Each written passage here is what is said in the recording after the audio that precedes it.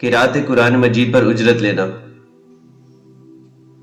قرآن مجید کی تلاوت اور قرأت عبادت اور قرب الہی کا ذریعہ ہے۔ اس سلسلے میں اصولی بات یہ ہے کہ عبادات دنیا طلبی کے لیے نہ کی جائے، بلکہ یہ خالصتاً اخروی کامیابی اور اللہ تعالیٰ کی رضا کے لیے ہونی چاہیے۔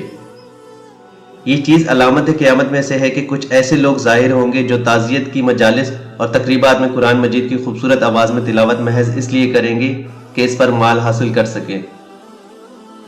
حضرت عمران بن حسین رضی اللہ تعالیٰ عنہ روایت کرتے ہیں کہ وہ ایک ایسے شخص کے پاس سے گزرے جو کچھ لوگوں کے سامنے قرآن مجید کی تلاوت کر رہا تھا۔ جب وہ تلاوت کر چکا تو ان سے پیسے مانگنے لگا۔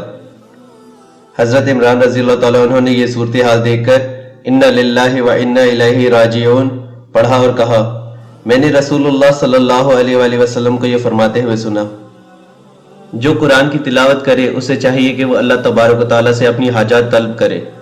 ایک قوم ایسی بھی آنے والی ہے جو قرآن پڑھ کر لوگوں سے سوال کرے گی۔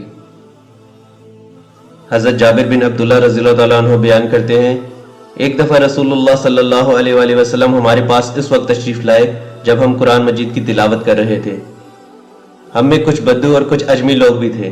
ہماری قرأت سن کر نبی کریم صلی اللہ علیہ وآلہ وسلم نے فرمایا، پڑھو، تم سب کی تلاوت اچھی ہے، ان قریب کچھ ایسے لوگ آئیں گے جو قرآن کو تیر کی طرح سیدھا کرنے کی کوشش کریں گے۔ وہ اس کے ذریعے فوری دنیاوی فائدہ حاصل کرنا چاہیں گے اور اخروی اجر و ثواب کے وہ خواہش مند نہیں ہوں گے۔ یہ لوگ قرآن کا معاوضہ فوری طور پر لینا چاہیں گے اور آخرت تک صبر اور انتظار نہیں کریں گے۔